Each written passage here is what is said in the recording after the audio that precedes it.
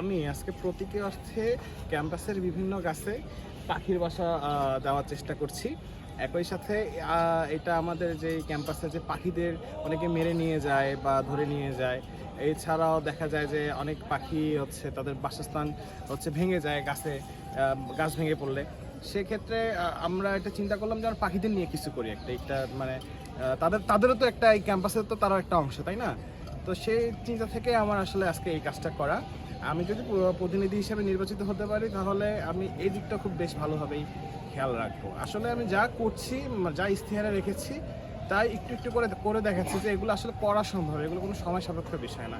একই সাথে পরিবেশকে রক্ষা করার জন্য আমি যে হ্যান্ডবিলগুলো দিয়েছি বা যে বুকমার্কগুলো দিয়েছি, সেগুলো মানুষ খুব সাদরে গ্রহণ করছে।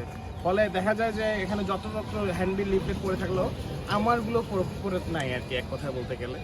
তো আমি পরিবেশকে রক্ষা করার জন্যই সকল চিন্তা ভাবনা করেছি আর কি, যা পদক্ষেপ গ্রহণ করছি সব পরিবেশকে কেন। আমি মাহির ফয়সাল, শিক্ষার্থী, গণযোগাযোগ ও সাংবাদিকতা বিভাগ, 19-20 সেশন। আমি আসন্ন রাষ্ট্রীয় নির্বাচনে পরিবেশ ও সমাজ কল্যাণ সম্পাদক পদে হতে যাচ্ছি।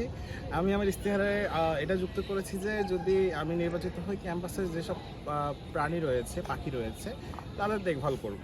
সেই লক্ষ্যে